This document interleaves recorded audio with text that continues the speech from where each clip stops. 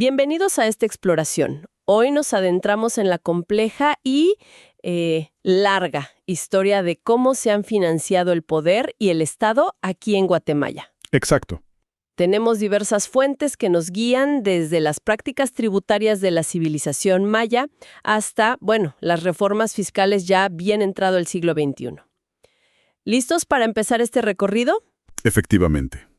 Vamos a analizar cómo estos sistemas de recolección de recursos, llámense tributos o impuestos, han sido un reflejo, pero ojo, también un motor de los grandes cambios políticos, económicos, sociales en Guatemala. Ajá. La idea es rastrear continuidades, rupturas y sobre todo cómo todo esto impactó y sigue impactando la vida de la gente. Me interesa mucho eso que dices de las continuidades. Vamos a ver cómo funcionaba el tributo en especie y trabajo en la época maya, ¿no? Claro. ¿Cómo se transformó después en el sistema colonial? Con figuras como el tributo indígena, el diezmo. Sí. ¿Y cómo llegamos a impuestos más familiares hoy, como el ISR o el IVA? Va a ser un viaje, creo, para entender las raíces de la estructura fiscal que tenemos hoy. Comencemos entonces, miles de años atrás, con los mayas. ¿Cómo funcionaba eso del tributo en su sociedad? ¿Se parecía en algo a nuestros impuestos actuales? Era distinto, sí, pero cumplía funciones parecidas, digamos, de sostenimiento del poder. El tributo era una actividad económica fundamental, sobre todo en los periodos clásico y postclásico. O sea, no era un impuesto en dinero como hoy. No era un impuesto monetario. Se pagaba principalmente de dos formas. En especie, o sea, entregando productos, maíz, algodón, madera, cerámica. Lo que producían. Exacto. Y la otra forma era con trabajo. Ya fuera participando en labores agrícolas para las élites o, en la construcción de esos grandes templos y palacios que vemos. Entiendo. Incluso, la participación en guerras podía considerarse una forma de tributo. ¿Y esa obligación de tributar, de dónde venía? ¿Era algo como aceptado por todos o...?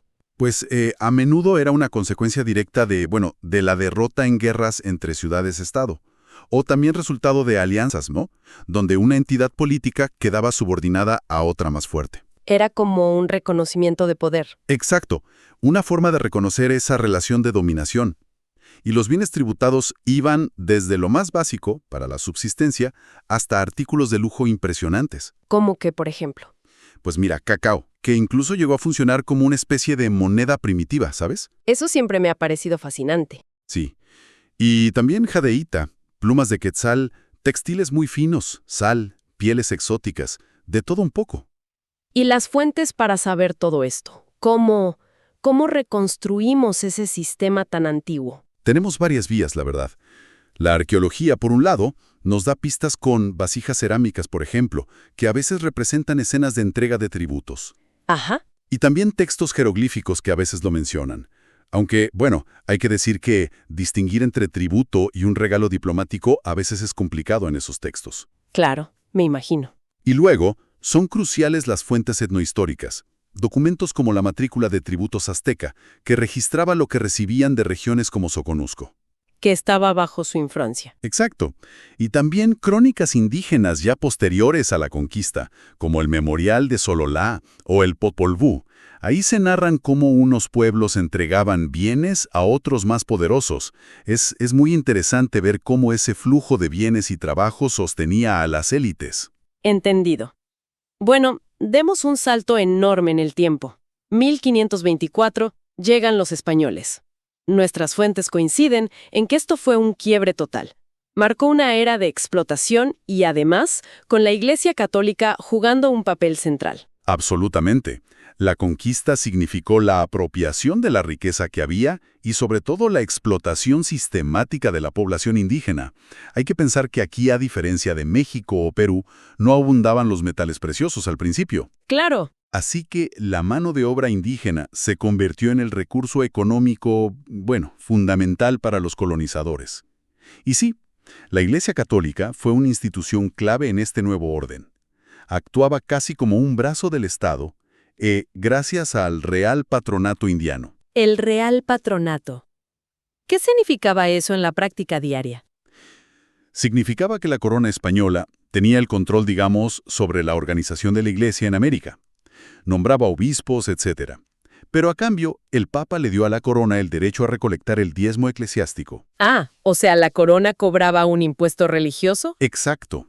En teoría era para financiar la evangelización y el culto, pero en la práctica, esto le dio a la Iglesia un poder económico y social inmenso. La consolidó como un pilar del sistema colonial. Y ahí entramos al complejo mundo de los impuestos coloniales. Las fuentes mencionan muchos, pero ¿cuáles eran realmente los pilares que sostenían al Reino de Guatemala? El sistema era complejo, sí, y hay que decirlo, profundamente discriminatorio y regresivo. El impuesto central, el más importante, era el tributo, El que mencionamos antes. ese mismo, pagado exclusivamente por la población indígena como señal de vasallaje al rey. Al principio se pagaba mucho en especie, maíz, gallinas, mantas, Lo que tuvieran a mano. sí, pero ya hacia el siglo XVIII se impuso mayormente el pago en moneda. ¿Y quiénes exactamente pagaban este tributo? ¿Todos los indígenas? Principalmente los hombres indígenas cabeza de familia, entre 18 y 50 o 55 años más o menos. Pero, ojo, un dato interesante y particular del Reino de Guatemala. Sí. Hasta 1759, si no me equivoco. ¿También las mujeres? No sabía eso. Sí, es un dato relevante. Y este impuesto llegó a ser tan importante que en algunas épocas representó hasta 3/4 partes de todos los ingresos de la corona en la región. 3/4 partes. Es una cifra que impacta. Te da una idea clara de quién soportaba la carga fiscal. Totalmente. ¿Qué otro impuesto era crucial en esa época? El diezmo, sin duda. Ese teórico 10% sobre la producción agrícola, aunque técnicamente los indígenas no lo pagaban directamente sobre sus cosechas, ¿eh? Ah, ¿no? No, contribuían de otras formas al sostenimiento de los curas locales, con servicios, productos. Pero el diezmo como tal lo pagaban los no indígenas. La mayor parte iba a la jerarquía eclesiástica, a construir iglesias, y solo una pequeña porción, el llamado noveno real, llegaba a las arcas de la corona. Entiendo. ¿Y aparte del tributo y el diezmo? Estaba la alcabala, que era un impuesto sobre las compraventas, pero se aplicó tarde, aquí, en 1604, y los indígenas estaban exentos. Y luego estaban los ramos estancados. ¿Ramos estancados? ¿Te refieres a monopolios del Estado? Exactamente. Eran monopolios estatales sobre la producción y venta de ciertos productos clave. El tabaco, por ejemplo, se convirtió en el más rentable hacia el final de la colonia. Ajá. Pero también había monopolios sobre el aguardiente, la pólvora, la sal, el papel sellado. Era una forma importante para la corona de asegurar ingresos controlando directamente actividades económicas que daban mucho dinero. Mencionaste antes que la Iglesia acumuló mucho poder económico. ¿Cómo lo hizo? Más allá de recibir parte del diezmo. Bueno, la Iglesia acumuló riqueza por varias vías, ¿eh? Recibía donaciones, herencias. Luego estaban las capellanías, que eran como fundaciones para asegurar misas a perpetuidad, y eso atraía capital. Claro. Las dotes que aportaban las familias cuando sus hijas entraban a los conventos también sumaban bastante.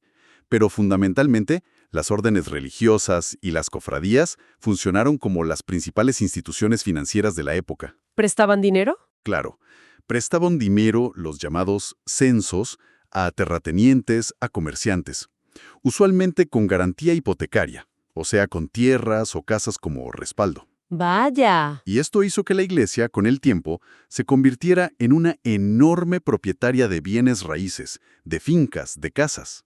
Entonces era un poder económico casi paralelo al Estado. ¿Hubo intentos desde España de limitar esa influencia tan grande? Sí los hubo, sobre todo con las reformas borbónicas, ya en la segunda mitad del siglo XVIII. La corona intentó centralizar más el poder, aumentar sus propios ingresos y limitar un poco la influencia económica de la Iglesia. ¿Qué hicieron, por ejemplo? Pues se expulsó a los jesuitas en 1767, que eran muy poderosos económicamente. Se intentó controlar mejor los fondos de las comunidades indígenas, las cajas de comunidad, y se buscó modernizar la administración fiscal en general. ¿Y alguna medida que afectara directamente las finanzas de la Iglesia? Sí, una muy fuerte fue la consolidación de los préstamos de la Iglesia en 1803. Básicamente, la corona ordenó que todas esas deudas que la gente tenía con la Iglesia se pagaran directamente a las cajas reales. Un golpe duro para las finanzas eclesiásticas. ¿Y funcionaron estas reformas borbónicas? ¿Se solucionó esa fragilidad fiscal que mencionabas? No realmente, ¿eh? A pesar de los esfuerzos, persistió una crisis fiscal casi permanente. La mala administración era un problema, el contrabando también. Me imagino. Y sobre todo el colapso del mercado del añil, que era el principal producto de exportación de Guatemala en esa época. Eso, sumado a las guerras en las que España estaba metida, debilitó muchísimo las finanzas coloniales. O sea que esa debilidad fiscal... Exacto, esa debilidad fiscal y económica es uno de los factores que, bueno, empujó a las élites criollas a pensar en la independencia. Querían manejar sus propios recursos. Llega 1821, la independencia. Uno podría pensar, bueno, ya no hay que enviar recursos a España, las finanzas locales van a mejorar. ¿Fue así según las fuentes que tenemos? Pues fue todo lo contrario, la verdad. La independencia abría un periodo de crisis fiscal aún más aguda. Peor todavía. Sí, porque la inestabilidad política fue tremenda en las primeras décadas.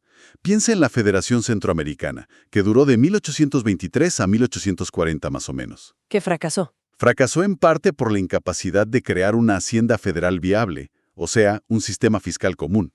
Los estados que la formaban retenían los ingresos y no los mandaban al gobierno central. Claro, ¿y cómo se financiaban entonces? Pues como se podía. Se recurrió constantemente a préstamos forzosos a comerciantes y terratenientes y también al endeudamiento externo. Y ahí se sentaron las bases de una dependencia financiera que, bueno, que ha durado mucho tiempo. Entiendo. Y en Guatemala específicamente, ya como estado separado, ¿hubo intentos serios de crear un sistema fiscal propio, más moderno? Hubo intentos, sí, pero con resultados muy limitados y a menudo, bueno, que duraron poco. Durante el gobierno liberal de Mariano Gálvez, entre 1831 y 38, Ajá. se intentó una medida bastante radical para la época, una contribución directa universal, una especie de impuesto por cabeza, igual para todos, llamado capitación. ¿Y cómo funcionó eso? Fatal. Fue extremadamente impopular. La gente no estaba acostumbrada a impuestos directos y lo vio como una carga injusta. Fue uno de los factores que provocó la caída de Gálvez. Qué interesante. Ese fracaso temprano como que marcó una pauta, ¿no? Una resistencia a los impuestos directos. Totalmente. Marcó una pauta. Y por eso, bajo el largo régimen conservador de Rafael Carrera, que duró desde 1838 hasta el 71, Casi 30 años. sí, se volvió a lo seguro, digamos. La hacienda pública siguió dependiendo de los impuestos indirectos de siempre, la alcabala sobre las ventas y los impuestos sobre bebidas alcohólicas. Fue la época, además, en que se consolidó la economía cafetalera. El café pasó a ser el rey. Y dominaría el panorama económico y fiscal por muchísimo tiempo. Exacto. Luego, con la Revolución Liberal de 1871, lograron los nuevos gobiernos, los liberales, modernizar por fin las finanzas públicas. Lo intentaron. Buscaron hacerlo. Pero la dependencia del exterior, sobre todo del café, continuó siendo la norma. García Granados y Justo Rufino Barrios entre 1871 y 85. Figuras clave. Sí. Crearon impuestos a la exportación, principalmente del café, claro. Se estableció una contribución urbana sobre las rentas de los inmuebles en las ciudades. Un tímido intento de impuesto directo, pero muy limitado. Y leyes fiscales. Se emitió el primer Código Fiscal de Guatemala en 1881. Pero más que crear impuestos nuevos, lo que hizo fue sistematizar los que ya existían. Los aranceles de importación y los impuestos al alcohol siguieron siendo vitales para el Estado. Parece un patrón muy claro, ¿no? Intentos de modernización fiscal que chocan con la realidad de una economía que depende casi totalmente del café y una resistencia histórica a los impuestos directos sobre la renta o la propiedad. Exactamente ese es el patrón. Y lo vemos continuar a finales del siglo XIX y principios del XX, bajo dictaduras largas como la de Manuel Estrada Cabrera, de 1898 a 1920. Uf, larguísima. La política tributaria siguió siendo errática, muy dependiente de cómo iba el comercio exterior. Se dependía muchísimo de los derechos de importación y de los impuestos a la exportación. Al café se sumó luego el banano, los cueros, el hule. Diversificando un poco la exportación. Un poco, sí. Y los impuestos sobre licores seguían siendo la segunda fuente de ingreso más importante. Con Jorge Ubico, ya entre 1931 y 1944, hubo una diversificación fiscal muy gradual. ¿En qué sentido? Se pusieron algunos impuestos adicionales a las importaciones, al alcohol, y aparecieron los primeros impuestos selectivos al consumo sobre productos como el tabaco, los combustibles, los vehículos. Pero la estructura fundamental, muy dependiente del comercio exterior y de impuestos indirectos, seguía prácticamente intacta cuando llegó la Revolución de 1944. Entramos ahora sí en la era contemporánea, digamos desde 1944 hasta principios de los 2000, que es donde se enfocan nuestras fuentes. ¿Qué define fiscalmente este periodo? ¿Más reformas? ¿Quizás más estabilidad esta vez? Es una época de búsqueda casi constante de reformas tributarias. Se busca diversificar los ingresos, aumentar la carga fiscal. Pero está marcada también por una gran inestabilidad política, por supuesto, Claro. y por una fuerte oposición del sector privado organizado a muchos de estos cambios fiscales. Y el resultado, en general, es una carga tributaria que se mantiene baja si la comparamos con otros países de la región o del mundo, aunque con fluctuaciones, ¿eh? Revisemos los hitos clave de este periodo. ¿Qué pasó justo después de la Revolución del 44? Durante la década revolucionaria en 1944-54, bueno, se heredó un sistema fiscal muy débil, como decíamos. Hubo un aumento importante del impuesto a la exportación del café, porque los precios internacionales eran buenos en esos años, pero un intento de reforma más profunda no llegó a concretarse. El gran hito vendría un poco después, con la introducción de impuestos ya más modernos. Te refieres al impuesto sobre la renta, me imagino. Correcto. El impuesto sobre la renta, ISR, se introdujo finalmente en 1962, bajo el gobierno de Idígoras Fuentes. Fue un paso importante hacia la modernización fiscal, sin duda. Pero, Siempre hay un pero. siempre hay un pero. Nació muy debilitado por múltiples exenciones y deducciones. O sea, había muchas formas de no pagarlo o pagar muy poco, y eso limitó su capacidad para recaudar desde el principio. Además, en esos años, la integración centroamericana y los incentivos fiscales que se dieron para atraer nuevas industrias hicieron que bajaran los ingresos por aranceles. Entiendo. Entonces se crea el ISR, un impuesto clave en cualquier sistema moderno, pero no logra cambiar el panorama drásticamente.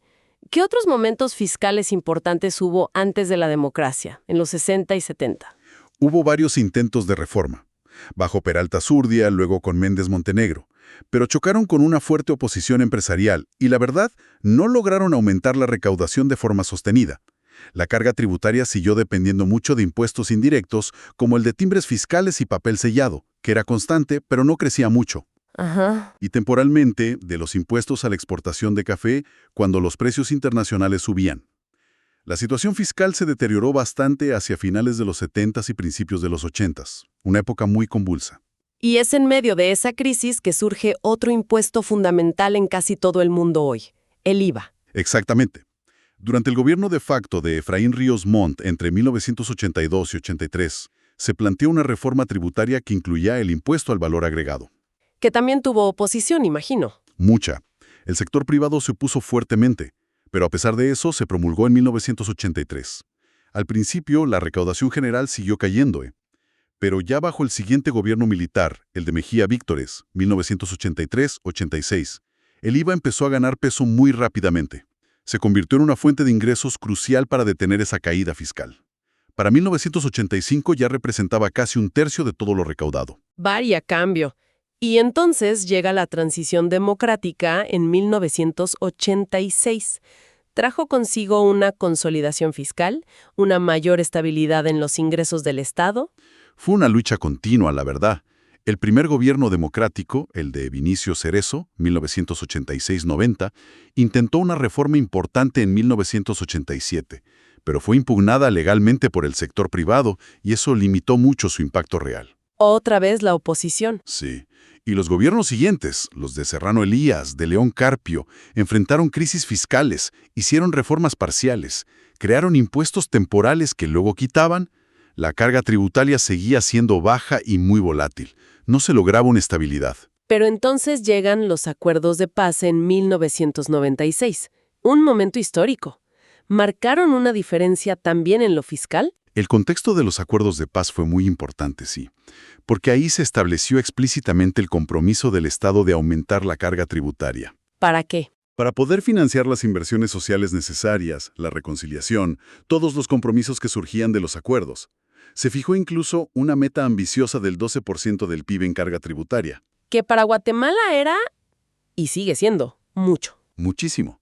Y esto puso la reforma fiscal en el centro de la agenda de los gobiernos de Arzú, Portillo y Berger, que cubren desde 1996 hasta 2006 más o menos. ¿Y qué medidas concretas se tomaron en esos años para intentar alcanzar esa meta del 12%? Hubo varias cosas importantes.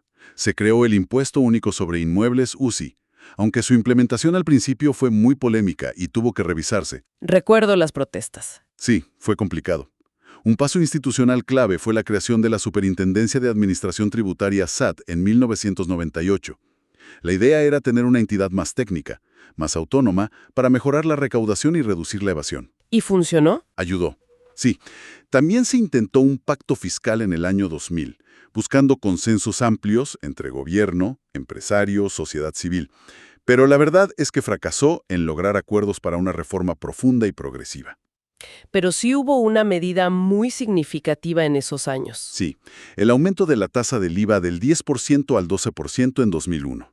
Eso sí tuvo un impacto recaudatorio importante. Entiendo. Entonces, el IVA se consolida definitivamente como el gran pilar del sistema tributario guatemalteco. Definitivamente. El IVA se convirtió en la fuente de ingresos más importante para el Estado en este periodo. Superó incluso a los aranceles, que iban bajando por los tratados de libre comercio, y también al ISR, que seguía sin despegar del todo. Mejoras en la administración de la SAT y algunas leyes contra la evasión ayudaron a fortalecer su recaudación. Pero, a pesar de estos avances, la creación de la SAT, el aumento del IVA, las fuentes que consultamos señalan que persistían debilidades estructurales importantes hacia 2006. Sí, así es. Se mencionan problemas como el aumento constante de exenciones fiscales, o sea, beneficios tributarios para sectores específicos, que impiden que el crecimiento económico se traduzca completamente en mayor recaudación. Gastos tributarios les llaman. Exacto. También una tributación directa, sobre todo el ISR, todavía débil y poco sostenible. Y la mencionada caída de ingresos por aranceles. La meta del 12% del PIB, bueno, seguía siendo esquiva. Vaya recorrido hemos hecho. Si intentamos conectar los puntos de toda esta larga historia fiscal, ¿cuáles serían los grandes patrones que emergen? ¿Qué es lo que se repite? Impuestos indirectos. Primero la alcabala y los monopolios coloniales, luego los aranceles de importación y exportación, y finalmente, de forma ya predominante, el IVA. Y paralelamente a eso, una lucha constante y a menudo infructuosa por establecer impuestos directos más sólidos, ¿no? Como el impuesto sobre la renta, que parece que nunca termina de consolidarse como una fuente principal de ingresos para el Estado. Exactamente. La historia fiscal de Guatemala parece marcada por varios hilos conductores que se repiten. La inestabilidad política y económica que siempre dificulta pensar y ejecutar reformas a largo plazo. Una fuerte dependencia económica del exterior que se refleja en qué se grava, productos de exportación, importaciones. Una carga tributaria históricamente baja, si la comparamos con estándares internacionales e incluso regionales. Y esa tensión constante. Y esa tensión continua entre el Estado y las élites económicas organizadas respecto a quién debe pagar impuestos y cuánto debe pagar. La sombra del sistema colonial, que era profundamente regresivo y desigual, parece proyectarse de distintas formas hasta épocas muy recientes. Ha sido una exploración densa, la verdad, pero muy, muy reveladora. Vimos cómo la forma de obtener recursos para el Estado en Guatemala está íntimamente ligada al ejercicio del poder, a la estructura social, a la economía, a cómo nos insertamos en el mundo y a conflictos que parecen repetirse siglo tras siglo. Así es. Las fuentes nos muestran estos patrones que se repiten. La enorme dificultad para construir una base fiscal que sea sólida, pero también equitativa. La resistencia feroz a las reformas, sobre todo a las que intentan tocar la renta o el patrimonio. Sí. Y cómo la estructura tributaria al final termina siendo un espejo, y a veces hasta un amplificador, de las desigualdades y las dependencias económicas del país. Analizar la historia de los impuestos es, en buena medida, analizar la historia misma de Guatemala, sus conflictos y sus desafíos. Y para dejar quizás una idea resonando en quienes nos escuchan, considerando toda esta larga trayectoria de desafíos fiscales, esta dependencia histórica de ciertos tipos de impuestos, las tensiones sociales que siempre han estado asociadas, ¿De qué manera este pasado tan complejo podría informar, o quizás debería informar, los debates actuales o futuros sobre la necesidad o no de una reforma fiscal en Guatemala? ¿Qué patrones históricos, quizás invisibles a primera vista, podrían seguir condicionando las posibilidades reales de cambio hoy en día?